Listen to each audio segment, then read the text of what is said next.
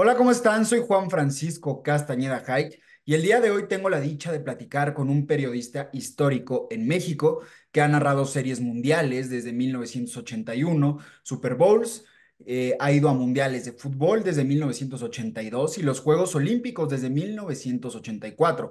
Su trayectoria en la televisión se complementa también con la prensa escrita y la radio. Actualmente es conocido como una de las figuras más importantes del periodismo deportivo en México. Además, ha incursionado de manera impecable en las redes sociales, realizando entrevistas en su canal de YouTube, el cual cuenta ya con más de 220,000 suscriptores. Y sin más preámbulo, saludo con muchísimo gusto al señor Antonio de Valdés. Señor, ¿cómo se encuentra el día de hoy? ¿Qué pasó, Juan Francisco? Qué gusto saludarte. Abrazo grande para ti. Muchas gracias, señor. Igual de regreso. Quería comenzar preguntándole cómo comenzó su amor por el deporte. Bueno, por el deporte, pues desde chavito, desde mucho antes de pensar en trabajar en los medios y demás. En realidad, desde pues, que tengo, no sé, uso de razón, desde los 5 años, 6 años, me encantaba el fútbol y luego me empezó a gustar mucho el béisbol.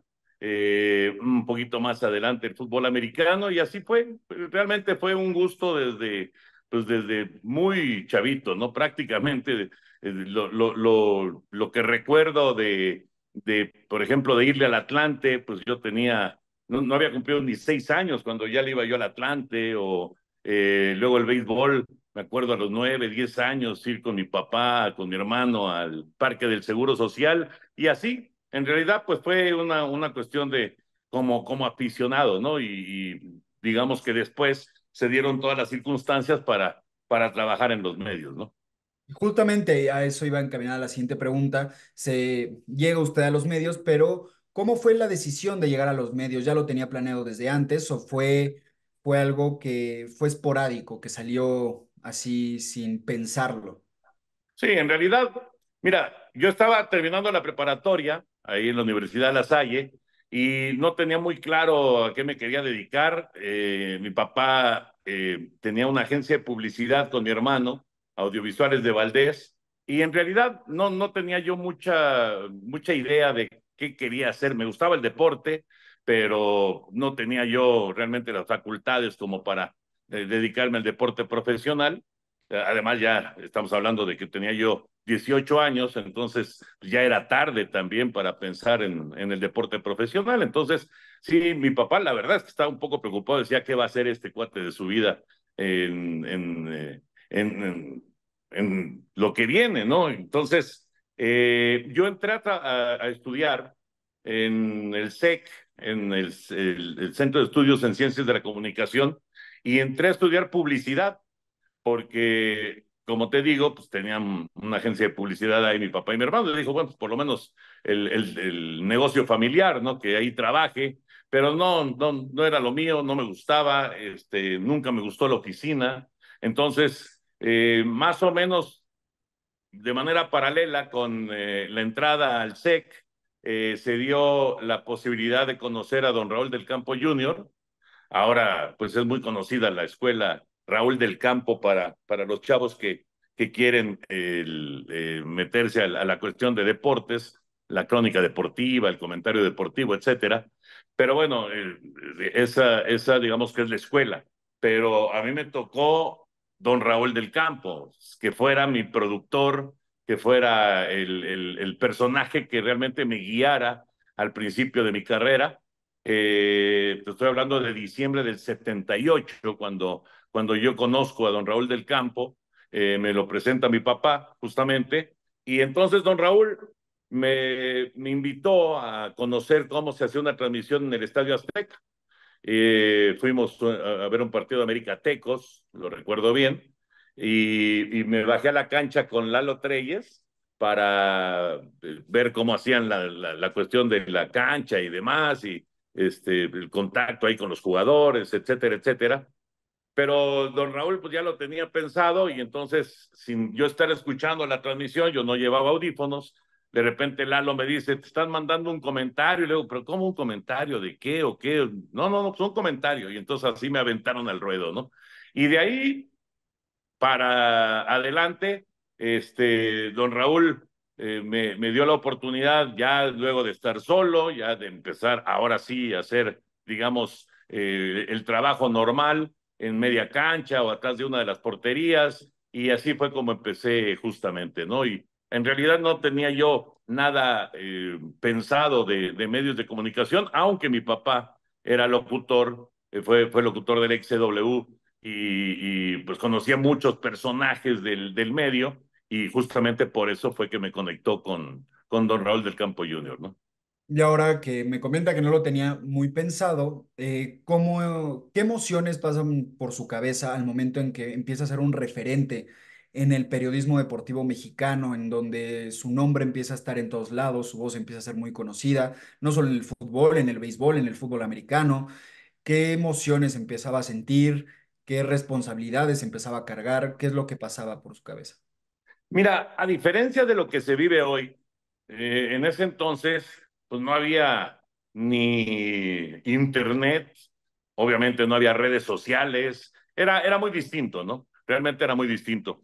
Hay un momento clave porque un par de años después, poquito menos de 2 años, de que yo ya iba cotidianamente al Estadio Azteca a hacer transmisiones, muy rápido subí al palco y empecé a narrar. Eh, Me invita Fernando Schwartz, empiezas a conocer a mucha gente, ¿no? Y Fernando Schwartz, que iba a hacer partidos para la televisión, y él era en ese momento el jefe de deportes de Televisa, me invita a ser reportero. Y entonces ahí es en donde, digamos, yo ya me traslado y me quedo completamente en el tema de Televisa y por supuesto de deportes, porque ahí ya era diario, ahí ya era ir a las instalaciones, antes era ir a la Azteca y nada más, o sea, un partido el sábado o un partido el domingo o un partido el viernes, etcétera, y nada más. Pero ya a partir de que entré yo en 1980 a ser reportero, entonces ya digamos que ya fue cosa de todos los días. Y todo se dio muy rápido, porque en el 81 se abre un hueco muy grande en Televisa, en deportes, porque se va Jorge Berry, y que tu papá lo conoce perfectamente, bueno, lo conocía perfectamente a Jorge.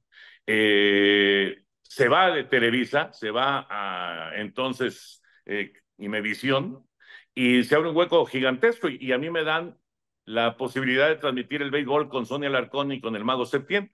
Entonces yo empiezo a narrar el béisbol de Grandes Ligas en 1981, pero fue muy rápido todo, ¿no? Muy, muy rápido. Fueron circunstancias y fueron cuestiones, digamos, fortuitas, pero digamos que cuando se te presenta la oportunidad, pues hay que aprovecharla. Y afortunadamente les gustó mi trabajo y ahí me establecí, y te das cuenta, digo, yo tenía ahí 20 años, cumplí 21 años justo cuando la Serie Mundial de Dodgers en contra de Yankees, que estábamos allá en Nueva York, en el viaje de Nueva York a Los Ángeles, después que cumplí 21 años, digamos que te das cuenta de que empiezas a aparecer y demás, pero sinceramente para mí, el estar en los medios, como no era lo que yo estaba pensando de ser conocido, de que la gente me viera en la calle y me reconociera, etcétera, etcétera, a mí me gustaba el deporte y me gusta el deporte y es lo que disfruto y es lo que me encanta hacer, y ahorita que está en la Euro, pues sigo la Euro, la Copa América, pues sigo la Copa América, y ahora que vienen los Juegos Olímpicos, lo disfruto muchísimo, ¿no? Pero entonces, en realidad, yo no buscaba el reconocimiento y no, no, no, yo buscaba divertirme, y la verdad es que la pasé muy bien, sí, pues con una situación diferente a un chavo de 21, 22, 23 años, porque pues, evidentemente tienes trabajo los fines de semana y se acaban muchas veces las fiestas o las reuniones con los amigos y demás. Pero bueno, yo lo disfruté mucho esa época, la disfruté muchísimo, pero no buscando realmente que la gente me reconociera, sino que disfrutando lo que hacía, ¿no? Muchísimo, y además me pagaban por eso, pues era fabuloso, ¿no? Y otro momento clave, pues es cuando entro a Hoy Mismo, que es el noticiero bueno, era el noticiero de la mañana de ese entonces, con Memo Ochoa, con Lourdes Guerrero y con todo el equipo, porque en ese momento, digamos que no es como ahora que, digamos que todo el rating, pues es, digamos, está muy diversificado, ¿no? Toda la cuestión de la audiencia, pues se va, sí con tele abierta, pero ya con tele restringida y muchísimo ya con la cuestión digital, etcétera, etcétera. Entonces ahora se está muy repartido todo, ¿no? En ese entonces era Canal 2 y el Canal 2 lo veía todo mundo, todos, absolutamente todos. A Memo Ochoa lo veían todos, a Jacob Zabludowski lo veían todos. Entonces, realmente entrar a Hoy Mismo, ahí sí para que veas, eso sí provocó que la gente me conociera y que la gente de repente dijera, mira, este chavo, pues le gusta el béis, sabe de americano, etcétera, habla de deportes, se lleva muy bien con Ochoa, se lleva muy bien con Dosal, se lleva muy bien con Lourdes, etcétera, etcétera.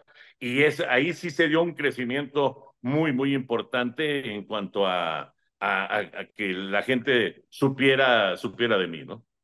Y justamente ahorita que me estaba platicando, cuando empezó, pues no había redes sociales. Ujú. Ahora me platica que el público está muy pues separado en el streaming, en videos de YouTube, en TikTok, esa aplicación de videos rápidos.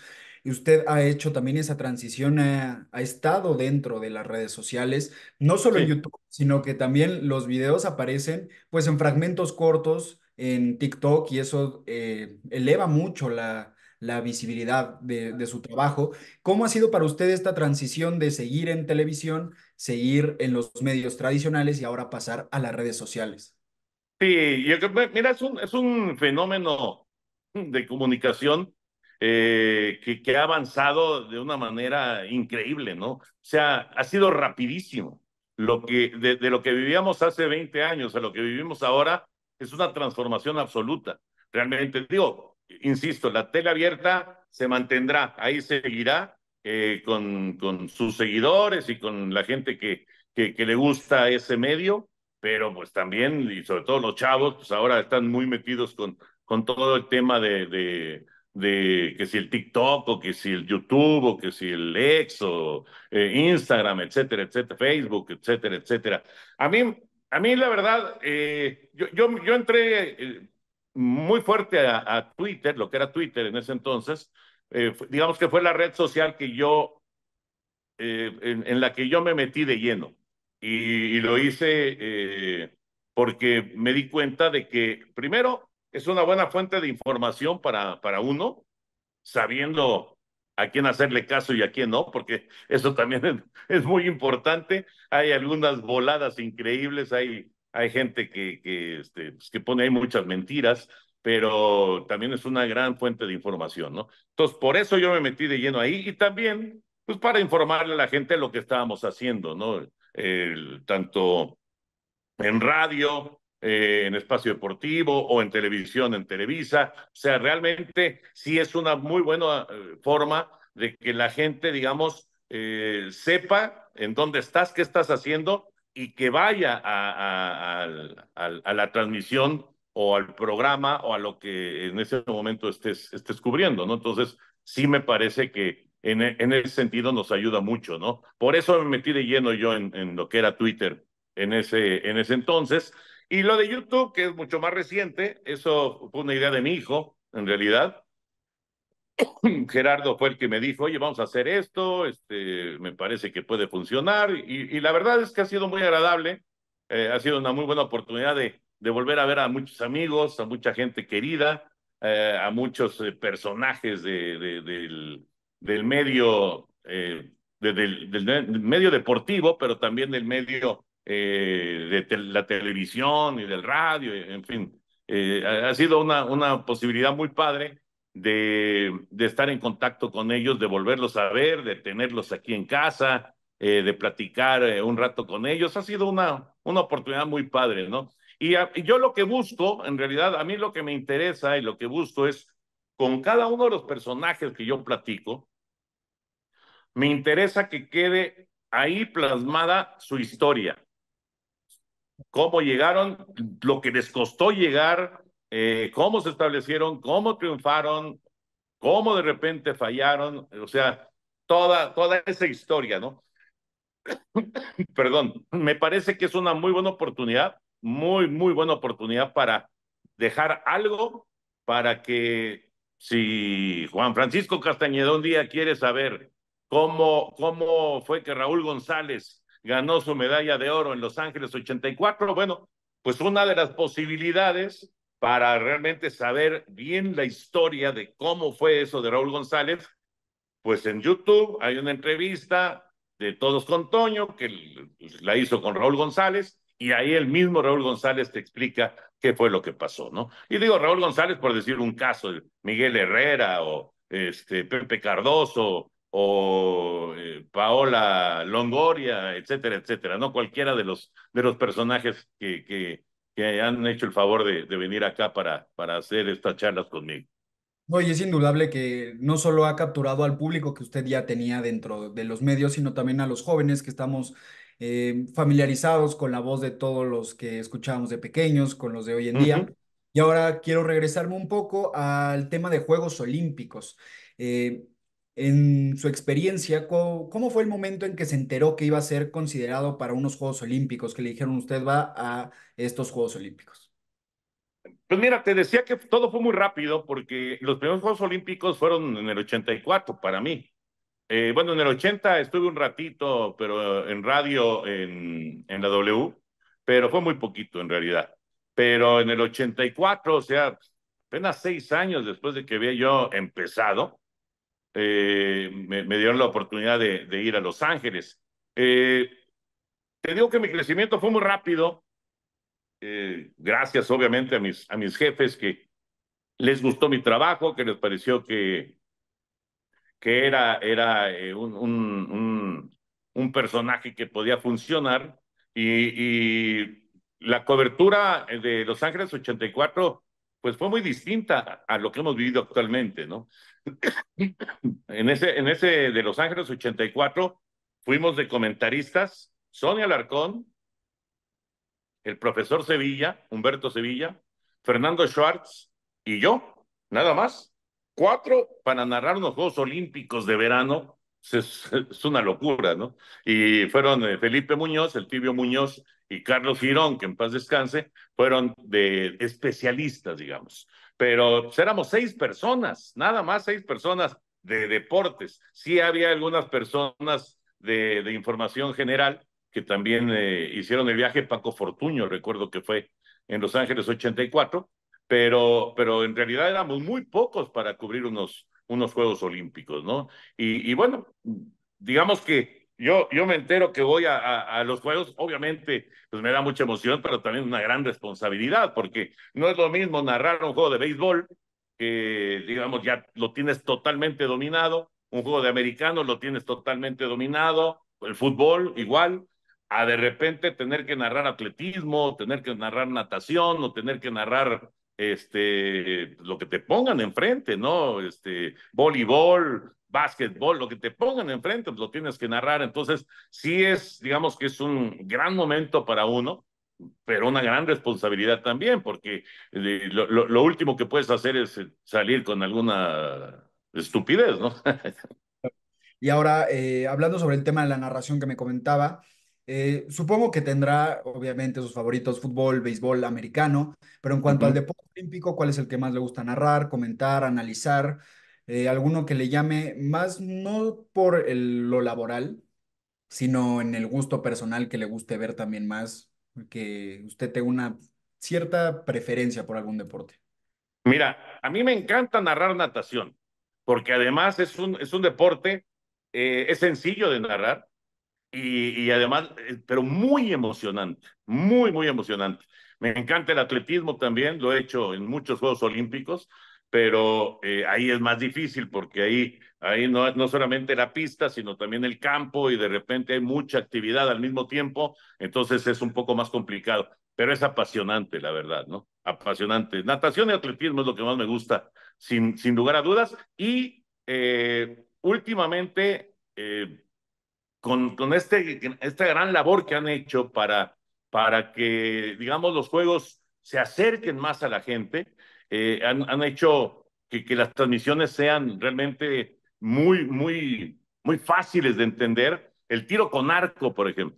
El tiro con arco, que además pues, ha habido buenos resultados para México en los Juegos Olímpicos recientes, se ha convertido en una disciplina que realmente es muy emocionante y muy fácil de seguir, ¿no? Entonces, yo creo que casi todos los deportes los han hecho fáciles de seguir. El mismo tiro lo han hecho fácil de seguir. Eh, ¿Qué otro deporte? Bueno, de Juegos Olímpicos de invierno, por ejemplo, el campo traviesa, que uno podría pensar, híjoles, debe ser pesado. No, no, no, es divertidísimo, divertidísimo. O el biatlón, por ejemplo, que es el campo traviesa más el tiro, es realmente espectacular. Pero todo es gracias a que la transmisión, digamos, te lo hace sencillo y te lo hace atractivo. Entonces hay muchos deportes que son muy entretenidos, la verdad. Y obviamente cuando lo haces con un experto al lado, pues entonces se vuelve doblemente sencillo porque digamos que tú llevas el ritmo de la transmisión, pero pues el experto es el que tiene el análisis exacto de lo que está sucediendo, ¿no? Claro que sí. Y ahora, aprovechando su experiencia, por ejemplo, con el fútbol americano, con el béisbol, hemos visto que el béisbol ha estado en algunos Juegos Olímpicos, pero no es considerado para todas las justas olímpicas. Uh-huh. ¿Usted considera que debería ser considerado para todos los Juegos Olímpicos, que así como el fútbol, así como el básquetbol, debería estar implementado? Igual lo mismo con el fútbol americano, que no es considerado un deporte olímpico. Sí, ahora va a haber flag football en Los Ángeles dentro de 4 años y esa es una gran noticia porque además México es potencia, ¿no? Tanto en hombres como en mujeres. Bueno, las mujeres son campeonas del mundo, entonces ahí digamos que va a ser un muy buen espectáculo y yo creo que va a ser muy entretenido. El fútbol americano es más difícil que pueda, digamos, establecerse como deporte olímpico. El béisbol eh, le ha costado trabajo adaptarse a estos tiempos, ¿no? Hay muchos detractores del béisbol. Si me preguntas a mí, bueno, pues obviamente a mí me encanta el béis y yo digo, obvio que esté siempre el béisbol, ¿no? Ahorita no va para París, sí va a estar en Los Ángeles y bueno, también depende mucho de la sede. Si la sede es beisbolera, o sea, si la sede es como hace 3 años Tokio, evidentemente iba a haber béisbol, no había forma que no hubiera béisbol. Si la sede no es beisbolera, pues entonces no, porque pues ya se sabe que no es precisamente el deporte más seguido en el mundo, ¿no? No, y sobre todo por las infraestructuras también, los estadios que se deberían construir y todo para que pudiera haber béisbol. Y ahora pasando al fútbol, México pues resonó mucho de su nula participación en estos próximos Juegos Olímpicos y quería preguntarle a usted cuál es su opinión acerca de esta situación de México y si cree que también para los próximos Juegos Olímpicos se recuperará esta selección mexicana y pues podrán ir y dar un buen papel. Mira, la verdad es que, digamos que lo más reciente de Juegos Olímpicos en cuanto a fútbol pues han sido muy buenos resultados, ¿no? El oro en Londres, el bronce en Japón, o sea, fueron muy buenos resultados. Es lamentable que no se haya conseguido la calificación. Yo creo que tiene que ser una prioridad para la Federación Mexicana de Fútbol el darle todo el apoyo a la selección olímpica, preolímpica, para buscar el boleto para Los Ángeles. No se puede dar el lujo de ninguna manera de estar fuera de los Juegos Olímpicos. México, digamos que es un país totalmente futbolero, entonces tiene que estar el fútbol presente y el fútbol femenil también, que ha crecido de manera notable, a lo mejor todavía no tiene para competir, digamos, por medallas, pero ha crecido muchísimo el fútbol femenil. Entonces, tanto el varonil como el femenil tienen que estar en Los Ángeles. Por supuesto que tiene que ser, me parece a mí, una prioridad para la Federación Mexicana de Fútbol. Y ahora, ¿usted cree que en esta situación de la selección mexicana el problema sea de los clubes de México, si en la cantera, en que no están dejando que los jugadores fluyan? Recientemente la Liga Mexicana anunció que iba a hacer mucha renovación en este tema de los jóvenes. Entonces, ¿usted cree que esto pueda beneficiar para para los próximos Juegos Olímpicos y para que las selecciones, pues, menores puedan ir creciendo y aportando más jugadores de selección mexicana y que no tenga que haber la cuestión de naturalizar tantos jugadores? Sí, mira, yo creo que te digo, tiene que ser una prioridad, sin duda. De repente viene el momento de la eliminatoria olímpica y es increíble porque van con los equipos y los equipos dicen, no, no, no, me estás pidiendo a tres, te puedo prestar a uno nada más. O sea, si no hay el apoyo completo para que vaya realmente una selección fuerte, la mejor selección que pueda presentar México para enfrentar una eliminatoria olímpica, pues entonces vas a estar en riesgo otra vez de quedar fuera. Entonces tiene que ser una prioridad, tiene que haber el apoyo absoluto de los clubes para que el equipo mexicano tenga a todas las piezas necesarias para lograr concretar la calificación de los Juegos Olímpicos. Ya después se verá qué pasa en los Olímpicos, ¿no? Ya ahí vienen ya los refuerzos y demás, que por cierto han sido muy acertados los refuerzos tanto de Londres como de Tokio y ayudaron mucho para concretar esas medallas olímpicas, pero primero necesitas calificar y para conseguir la calificación necesitas el apoyo de todos los equipos, ¿no? Yo creo que el trabajo tendría que ser en automático, el trabajo de los clubes de sacar chavos. O sea, es increíble que se preocupen más por pensar en tener a 7 extranjeros en la cancha o a 9 extranjeros contratados que en tener jugadores de la cantera, ¿no? Yo pienso que la cantera es fundamental para cualquier equipo, ¿eh? Se llame como se llame América o se llame Tijuana, no importa, el equipo que sea, la cantera tiene que surtir de jugadores. Ya se verá si esos jugadores luego pueden competir y pueden llegar al siguiente paso, al siguiente nivel y seguir creciendo, etcétera. Pero los equipos me parece que tendrían que hacer un trabajo muy, pero muy fuerte en cuanto a cantera. Hay equipos que lo hacen muy bien. Pachuca lo hace muy bien. En su momento, Chivas lo hizo muy bien. En su momento Pumas lo hizo muy bien, eh, Atlas lo hizo muy bien, pero en realidad hay algunos equipos que no trabajan con la cantera o la tienen muy olvidada, ¿no? Y prácticamente no le dan oportunidad al jugador joven. Justamente, y esperemos, bueno, para los próximos Juegos Olímpicos, se reponga esta selección sub-23 y no solo la selección, que también mejore la liga. Pero ahora quiero saber su opinión de cómo cree que le vaya a México en el medallero de estos Juegos Olímpicos. ¿Lo ve fuerte? ¿Lo ve flanqueando en algunas cosas? ¿Cómo lo ve usted? Mira, a mí me gusta mucho lo que se puede conseguir en clavados. Creo que es un equipo muy fuerte de clavados. Prácticamente hay representación mexicana en todas las pruebas. Por ahí una que no, pero en todas las demás está representado México. Tiro con arco me parece que va a tener ahí muy buena posibilidad. Creo que en boxeo, en tiro, hay chance. En taekwondo hay chance. Hay que recordar, hace 3 años en los Juegos pasados, lamentablemente hubo muchos cuartos lugares. Si se hubieran convertido en terceros, en segundos, en primeros lugares, hubiera sido una actuación histórica de la delegación mexicana. Desgraciadamente no se concretó y finalmente terminaron solamente siendo medallas de bronce y muchos cuartos lugares. Yo creo que la meta, la gran meta es que esos cuartos lugares ahora sean primeros, segundos o terceros, ¿no? Yo que va a quedar, es muy difícil hacer un pronóstico, siempre es complicado, porque además no seguimos el deporte olímpico como seguimos el fútbol o como seguimos el béisbol o la NFL, que es más fácil, mucho más fácil hacer un pronóstico, pero pensando digamos, en las piezas más importantes de esta delegación mexicana, yo creo que estará en 5 medallas aproximadamente. Perfecto, señor. Y por último, preguntar, ¿hay algún deportista mexicano que le llame más la atención para estos Juegos Olímpicos, que sea como su gallo para estos Juegos Sí, Olímpicos? Sí, claro. Osmar Olvera, sin duda. Osmar Olvera, el clavadista, me parece que es, digamos, el rostro de la delegación mexicana. Sé que es una responsabilidad muy grande, pero él lo sabe también. Pero creo que Olvera debe tener una gran actuación.